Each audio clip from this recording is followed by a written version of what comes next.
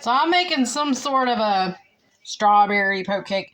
Anyway, this is just a yellow cake mix that I made according to directions. The only reason it looks a little overcooked is because the only oil I have in this house, because I refuse to use vegetable oil, is olive oil. So it turned it a little dark, but I can guarantee you it's still going to be good. So let this set for about 15-20 minutes, and then you just go all over it with a fork and poke holes.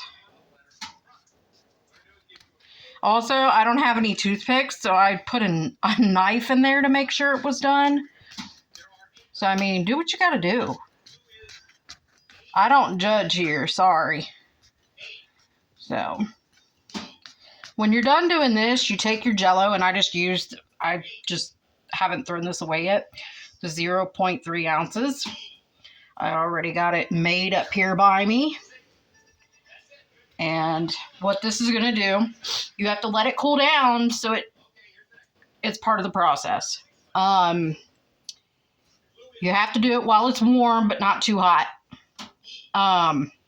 These used to be a big thing, like, at one point. Plus, this cake's going to soften up with this jello anyway. And then you got to refrigerate this according to directions on the jello package. And you make the jello cake mix, everything, according to box. So, also, I don't make my cake mix according to directions. I add milk instead of water, and I add an extra egg because that's what it'll make it more like a bakery style. So that's why I do that. And you don't have to use a fork in order to do this, but you just try to pour the jello over the holes, and it'll seep in them. I do have a pampered chef thing that I could have made this jello in, but I didn't feel like getting it out because I don't want to dirty up more dishes. Yes, I'm one of those type of people. I don't like dirtying up dishes. Another thing, I recommend using a glass dish because you'll get to see all this. I love that.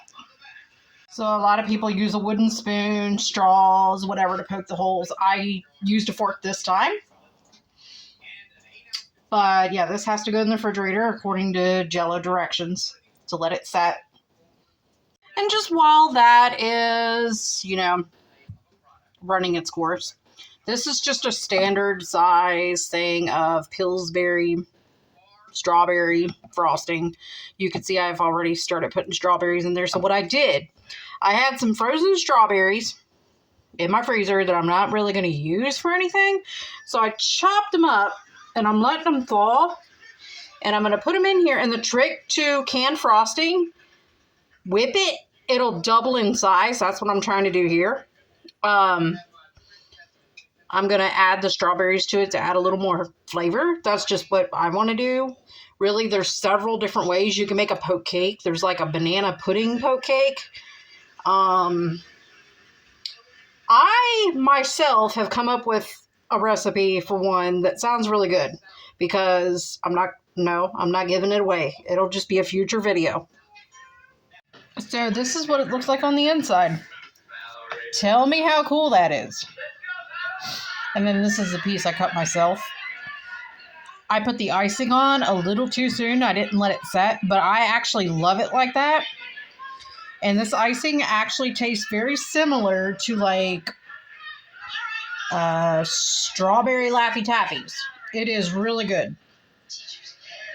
I do recommend using a white cake, but I'll tell you what, that turned out good.